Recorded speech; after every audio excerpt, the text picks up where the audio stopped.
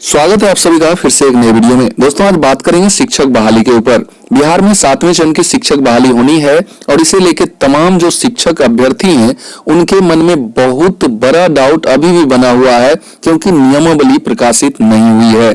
और नियमावली के प्रकाशित नहीं होने से अभी भी ये सारी बातें जो हैं र्यूमर ही हैं, अफवाह ही हैं कि 60-40 से हमारी मेधा बनेगी या सिर्फ एकेडमिक मार्क्स पे बनेगी या फिर सीटेट बीटेट के जो मार्क्स हैं या स्टेट के जो मार्क्स हमें आए हैं उसके वेटेज मिलेंगे, क्या कुछ मिलेंगे।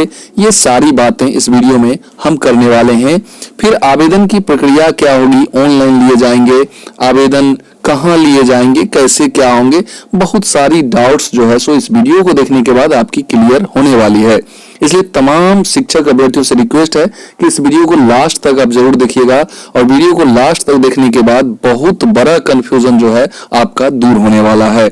तो चलिए हम वीडियो को शुरू करते हैं। उससे पहले एक छोटा सा रिक्वेस्ट है कि चैनल पर यदि पहली बार आए हैं या अभी तक चैनल को सब्सक्राइब नहीं किया है तो निश्चित तौर पर चैनल को सब्सक्राइब कर लेंगे, बेल आइकन दबा देंगे और इसे अपने दोस्तों के बीच शेयर जरूर कर दीजिएगा। ये बिल्कुल वही अंश है जो आजकल वायरल हो रहा है और धीरे धीरे करके आपके सामने आ रहा है। तो उसी का एक अंश है जिसे मैंने स्लाइड वाइज बना दिया है और प्रत्येक स्लाइड में आपको ये रूल्स दिखेंगे और इसी को डिफाइन करते हुए मैं सारा जो है सो कंफ्यूजन आपका दूर करने वाला हूँ। यहाँ जैसे ही आप आइएगा तो यहाँ आपको स्पष्ट दिख रहा होगा कि नियुक्ति की जो प्रक्रिया होगी वो नंबर 1 में, नंबर 2 में, नंबर 3 में ऐसे करके दिया हुआ है। सबसे पहले जो दिया हुआ है, जिला शिक्षा पदाधिकारी के द्वारा समेकित रोस्टर अनुमोदनोपरांत जिला स्तर पर संवर्गवार, विषयवार, कोटिवार रिक्ति की सूचना एवं अधियाचना विहित प्रपत्र में विभाग के माध्यम से आयोग को भेजी जाएगी। तो ये सारी जो रिक्तियां हैं, क्या हैं, नहीं है, रोस्टर जो तैयार होगा, ये सारे चीज विभाग को भेजा जाएगा। विभाग के माध्यम से जो भी जिला संवर्ग में जो शिक्षा पदाधिकारी वगैरह जो होते हैं उनके द्वारा, उनके माध्यम से आयोग को भेजा जाएगा, जो भी आयोग आपकी बहाली कंडक्ट करवा रही है। तो ये एक फर्स्ट नॉर्म्स है, फर्स्ट रूल है। दूसरे को आप दूसरे नंबर में देखिएगा तो आयोग द्वारा शिक्षकों के चयन हेतु पात्र अभ्यर्थियों से विहित प्रपत्र में केंद्रीकृत रूप से आवेदन आमंत्रित किया जाएगा। तो ये आपको ये बातें स्पष्ट हो गई है कि सेंट्रलाइज तरीके से आपके आवेदन लिए जाएंगे, लेकिन आवेदन आपके कैसे लिए जाएंगे उसके लिए भी मैं आगे आपको बताने वाला हूं। और जैसे ही थर्ड नंबर में आइएगा तो आवेदन प्राप्ति की जो विधि है, अब देखिए यहाँ सोचने वाली बात है। प्राप्ति की विधि इसलिए लिखा गया है कि आवेदन 2 तरीके से प्राप्त किए जाते हैं, जाते रहे हैं या जाते हैं हर एक विभाग में, हर एक नौकरी चाकरी में। आप तमाम शिक्षक अभ्यर्थियों को पता ही है, आप क्योंकि आप भी छात्र जीवन से वीडियो में आगे बढ़ने से पहले हम बात करेंगे बिहार बीएड संयुक्त प्रवेश परीक्षा 2023 के लिए एक ऐसे बुक की जो कि चक्षु पब्लिकेशन का बुक है। इस बुक को पढ़ने के बाद आप 100% अपनी सफलता पा सकते हैं। इस बुक की क्या क्या खासियत है उसे हम जानेंगे। तो चक्षु पब्लिकेशन के इस बुक में आपको मिल जाता है 5 सॉल्व पेपर, यानी कि प्रीवियस ईयर के जो सॉल्व पेपर हैं वो आपको यहाँ मिल जाएंगे और 2100 प्लस आपको ऑब्जेक्टिव टाइप के प्रश्न इसमें मिल जाएंगे, जो कि 100% सफलता की गारंटी आपको दिलाएगा। यह बुक अपने आप में सर्वश्रेष्ठ है। इस बुक की और भी खासियत है जो कि मैं आपको दिखाता हूँ।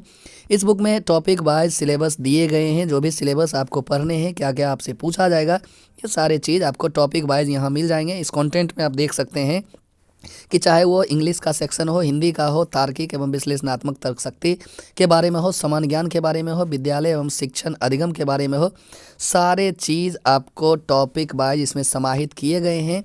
और सबसे ऊपर बुक में आपको प्रीवियस ईयर के 5 साल के क्वेश्चन इसमें दिए हुए हैं, जिससे आप अपना प्रैक्टिस कर सकते हैं और आपका मार्क्स कितना आ रहा है ये भी आप जान सकते हैं।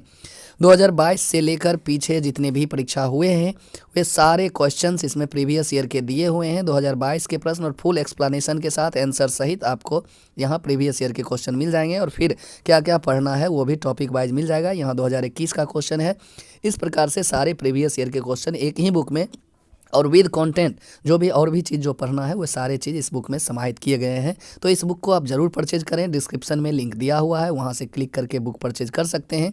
और इस बुक से संबंधित और भी कोई भी क्वेरीज हो तो भी आप कॉल जो दिया हुआ है फ़ोन नंबर, कॉन्टैक्ट नंबर, वहाँ से कॉल करके आप अपनी क्वेरीज ले सकते हैं। धन्यवाद। हैं तो एक ऑनलाइन हो सकता है प्रोसेस और एक ऑफलाइन, और इसका स्पष्ट जिक्र यहाँ नहीं किया गया है। आवेदन प्राप्ति की विधि एवं आवेदन प्रारूप आयोग के विभाग के परामर्श से विनिश्चय करेगा। तो ये नियमावली में लिखा हुआ है और फिर जो नोटिफिकेशन आएगा उसमें ये चीज स्पष्ट हो पाएगी और ऑनलाइन ही आवेदन लिए जाएंगे, इसके 100% चांसेस हैं।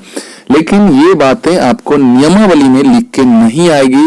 नियमावली के बाद जैसे ही आपकी विज्ञप्ति आएगी उसमें बहुत बड़ी जो डाउट्स है वो क्लियर वहां होगी और वहां लिखा रहेगा कि आपका जो आवेदन है वो ऑनलाइन तरीके से लिया जाएगा। इसलिए यहाँ लिखा हुआ है कि आयोग विभाग के परामर्श से विनिश्चय होगा। फिर चौथे पॉइंट्स को हम पढ़ेंगे तो उसमें लिखा हुआ है कि विज्ञापित रिक्ति के अनुरूप जो रिक्तियां, जो पद रिक्त होंगे उसके अनुरूप जिलों का विकल्प हेतु अधिमानता यानी कि प्रेफरेंस क्रम में अभ्यर्थी के द्वारा विकल्प दिया जाएगा। तो ये चीजें एकदम स्पष्ट है कि आपसे विकल्प के रूप में 4 जिला, 5 जिला या जितना भी वो प्रेफरेंस देना चाहे कि इतने जिले आप डाल सकते हैं, तो वो चीज आप अधिमानता के क्रम में आप वहां फॉर्म में डाल सकते हैं। आवेदन करते वक्त रिक्ति के अनुरूप आपको जैसे भी आपको डालना है आप डाल सकते हैं।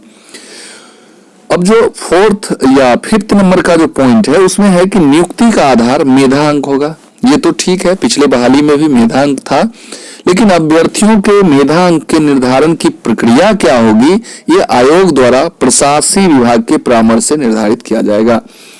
तो ये बातें भी अभी नियमावली जैसे ही आएगी तो उसमें क्लियर आपका नहीं होगा कि मेधा सूची 60-40 रहेगा या एकेडमिक पे बनेगा या वेटेज मिलेगा। ये बातें क्लियर इसमें नहीं रहेगी। ये बातें भी आपको क्लियर होने के लिए नोटिफिकेशन का वेट करना होगा।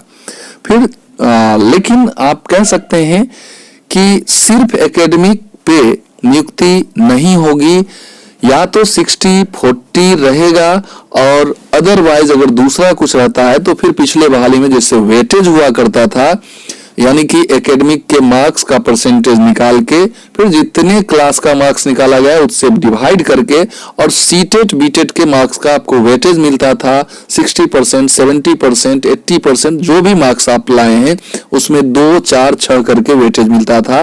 तो या तो पुराना आधार यानी कि पुराना बेस रहेगा मेधा सूची का और नहीं तो 60-40 रहेगा।